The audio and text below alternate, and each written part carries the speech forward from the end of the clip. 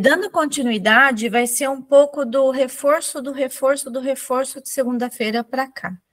O tema é conhecimento judaico para a fé. Vocês estão vendo o mapa do Brasil aqui, e eu destaquei aqui o estado de Sergipe. Eu vou pedir uma licença poética para explicar por quê. Vocês sabiam que Israel tem quase o mesmo tamanho de Sergipe? Sergipe tem 21.915 quilômetros, e Israel tem 20.770, informação atualizada em junho de 2023. Para mim, é uma expressão soberana de Deus que reflete essa passagem bíblica aqui, né? Pelo contrário, Deus escolheu as coisas loucas do mundo para envergonhar os sábios, escolheu as coisas fracas do mundo para envergonhar os fortes. Aí, aqui, ó, só para vocês terem uma ideia, é uma curiosidade, mas eu acho que isso ajuda a compor as nossas emoções, os nossos sentimentos, o valor que a gente dá para isso tudo, né? Não dá para ver aqui, mas esse risquinho preto aqui, ó, é Israel, né? Se vocês, como eu, não enxergam porque usam óculos, eu até ampliei aqui, é incrível, mas Israel, olha a posição e o tamanho dele. Mas ele está aqui, ó, Israel, Jerusalém. O Carl bem mencionou, né? Deus formou Israel, escolheu Abraão e, a partir de Abraão, afirmou que o plano de reconciliação, de salvação, é para todos os povos, aqui no versículo 3, finalzinho dele. E por meio de você, todos os povos da terra serão abençoados. Por que Deus escolheu Israel? Soberania, gente, soberania de Deus, né? A gente sabe que ele escolheu Israel para ser uma nação sacerdotal modelo para todas as nações. Mas, de forma nenhuma, isso deve ser motivo para orgulho. Orgulho não deve ter no meio do povo de Deus, no meio da igreja, né? Esse versículo esclarece isso. Não é por causa da tua justiça, Israel, nem pela retidão do teu coração que entras a possuir sua terra, mas pela iniquidade dessas nações, o Senhor teu Deus as lança fora de diante de ti. E para confirmar a palavra que o Senhor teu Deus jurou a teus pais, Abraão, Isaque e Jacó. Nessa passagem, a gente viu que a fraqueza ou o engano, vamos dizer assim, porque nós vimos ontem que não foram todos os judeus que rejeitaram Jesus, o engano temporário de Jesus permitiu que nós fôssemos alcançados enquanto outras nações, né? Acaso tropeçaram para que ficassem caídos? De maneira nenhuma, ao contrário, por causa da transgressão deles, veio a salvação para os gentios, para provocar ciúmes em Israel. Mas se a transgressão deles significa riqueza para o mundo e o seu fracasso riqueza para os gentios, quanto mais significará a sua plenitude? Essa parte aqui, ela é muito relevante, por quê? Plenitude quer dizer inteiro, completo, né? A gente sabe que o povo de Israel ele é muito inteligente, é um povo que é inspirado por Deus e tudo mais. E hoje, a gente sabe que eles estão inseguros, escondidos, precisando de restaurar o relacionamento. Então, quando eles estiverem sido restaurados ao seu lugar de origem, à sua plenitude, o mundo com certeza vai se beneficiar disso, né? Então, vamos seguindo.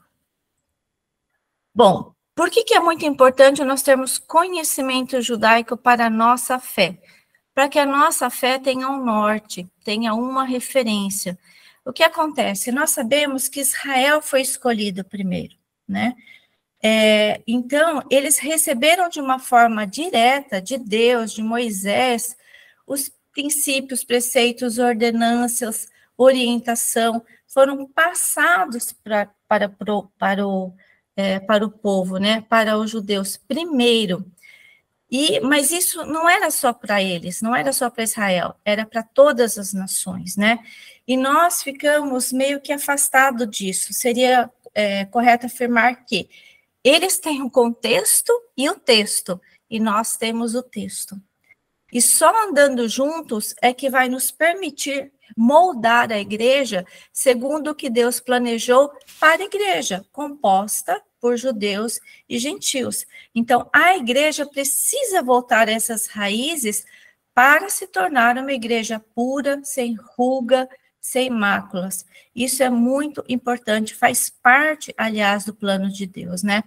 Um exemplo foi o que o Cal acabou de falar, né? Aquela parte, era talmúdica, coleção de escritos e tradições judaicas. A gente sabe que lá no começo Deus deu os 10 mandamentos, foi registrado numa pedra e tudo mais. Mas houve muita orientação verbal, orientação oral. Deus passava para Moisés, Moisés passava para o povo passava para os líderes do povo, os pais passavam para os seus filhos, filhos para os netos, e assim por diante, né? Mas, com receio de se perder todas essas instruções, começaram a escrever. E aí é que surgiu o Talmud, né? O Talmud. Só que isso está em aramaico, está em outra língua, né? Mas isso não era só para Israel, isso é para a igreja também. Então, só com a ajuda dos judeus é que nós vamos ser remoldados juntamente com eles. Acredito que Deus vai trabalhar em ambas as partes, né? Judeus e gentios. A gente não sabe exatamente como, é um mistério, não é chegado esse tempo ainda, mas Deus vai revelar gradualmente como nós devemos ser transformados. Por isso é muito importante. E fora isso, para conhecer o tempo e as estações, né? Precisamos trabalhar mutuamente para preparar o caminho para a volta de Jesus. Por quê? Existem promessas para Israel que são condições para que Jesus volte. E essas promessas precisam ser cumpridas. Então, Israel precisa avançar para ter essas promessas cumpridas. Nós precisamos colaborar com Israel, colaborar com essa parte da igreja, senão Jesus não volta. Né? Um exemplo é esse versículo, Lucas 13, 34 a 35. O final do versículo diz o seguinte: não me verás mais, Jerusalém, até que declares bendito é o que vem em nome do Senhor. Ou seja, até que Israel, os judeus, reconheçam que o Messias que eles tanto aguardam era exatamente o judeu, né, filho de Deus, que o Cal acabou nos explicar, e que já veio, mas eles momentaneamente não reconheceram, correto? Das 5 profecias feitas para Israel, das 5 profecias, né, direcionadas para Israel, 3 já se cumpriram, né? Há controvérsias, né? Está totalmente cumprida, não está, mas certamente 3 já se cumpriram, né? Os judeus possuirão a terra de Israel, novamente, né, como seu próprio estado independente. Isso aconteceu 14 de maio de 1948. Os judeus voltarão para sua terra, saindo de todos os lugares do planeta. Isso já está acontecendo massivamente. Em 2023, nós temos já 9 milhões de judeus ali, na terra de Israel, né? Então, isso já está acontecendo massivamente, né? Já se cumpriu. De tela. A terra árida e desértica se transformará num imenso jardim verdejante. Isso já aconteceu, com certeza. E antes do final dos tempos, Jerusalém será a capital de Israel. Uns já afirmam que já mas seria mais conservador dizer que está em andamento, né? Por quê? Porque as nações não reconhecem ainda Jerusalém como capital de Israel, conhecem Tel Aviv, tem a questão da Palestina, a Embaixada dos Estados Unidos está lá, o Brasil também tenta, né, instalar a Embaixada do Brasil lá em Jerusalém, mas, enfim, está em andamento, tá? Ainda não se cumpriu. Pelo menos não totalmente, né? Avançando. E a 5ª profecia, que é o que o Cal mencionou, na verdade, o povo de Israel precisa reconhecer o Messias, né? Vai chegar esse momento, isso é profético, já existe um movimento, pelo menos um que a gente já está em contato direto, que está, assim, eu diria, progredindo exponencialmente para colaborar para que isso aconteça em breve, tá? Que é o TJC2, né? Nós fazemos parte do TJC2. Antes de falar desse movimento que já está aí em andamento, nós fazemos parte, só reforçando o papel nosso na igreja, né? Eliminar a influência da teologia da substituição, ou seja, não existe isso de gentios não substituíram judeus, é um povo composto por gentios e judeus, temos que nos posicionar com aquilo que é verdade, com aquilo que é bíblico. Temos que nos reconciliar com os nossos irmãos judeus.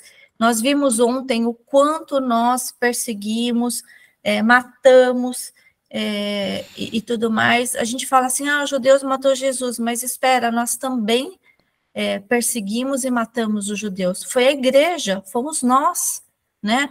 Se a gente for colocar na balança, é a mesma coisa. Nós também desavisadamente, por engano, achávamos que estávamos prestando um serviço para Deus e foi, na verdade, um desserviço, né?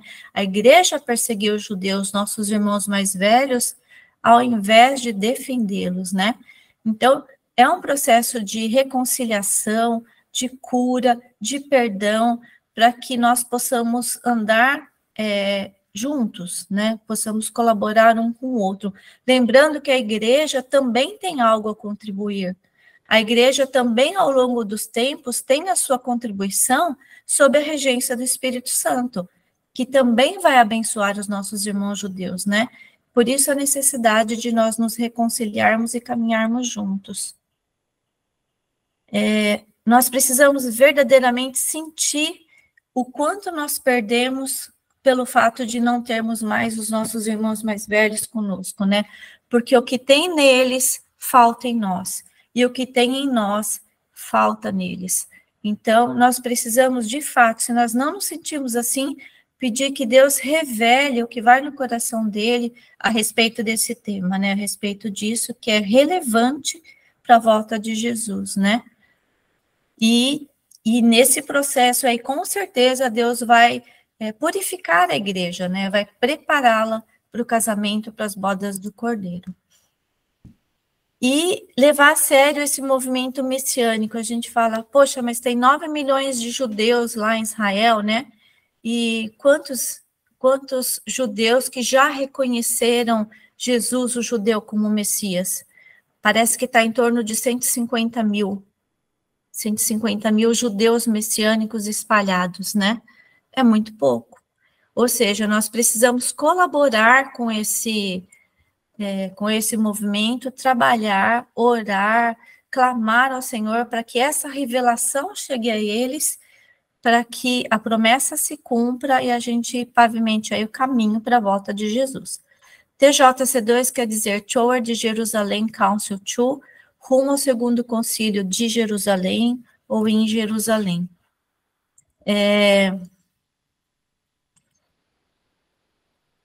O grupo e os judeus messiânicos, nós fazemos parte desse movimento aqui está a liderança no Brasil, existem reuniões mensais no terceiro sábado, neste horário, né?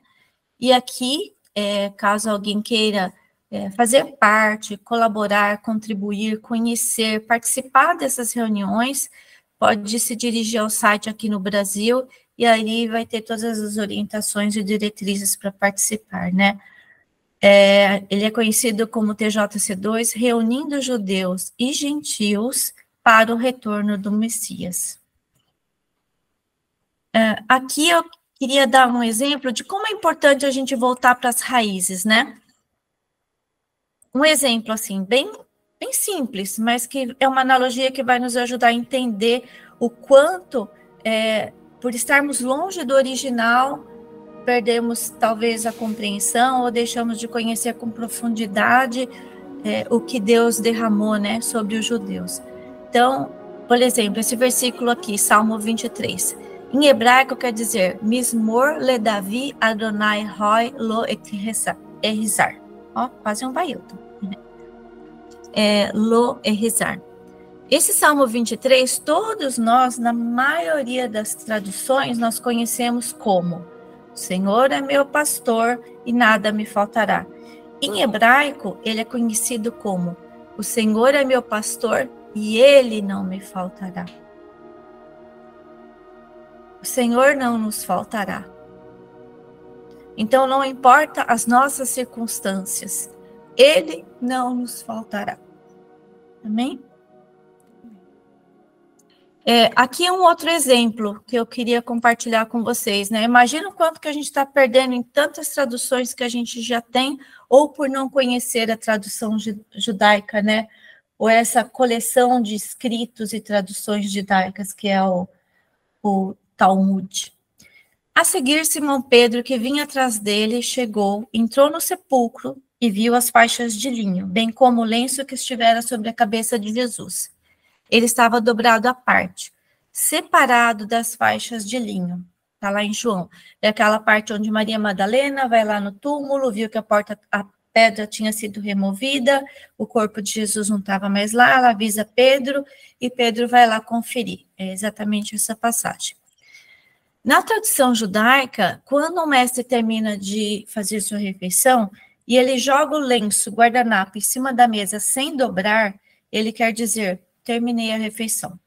O guardanapo, no caso aqui, é para limpar a boca, o nariz e a barba do mestre, né?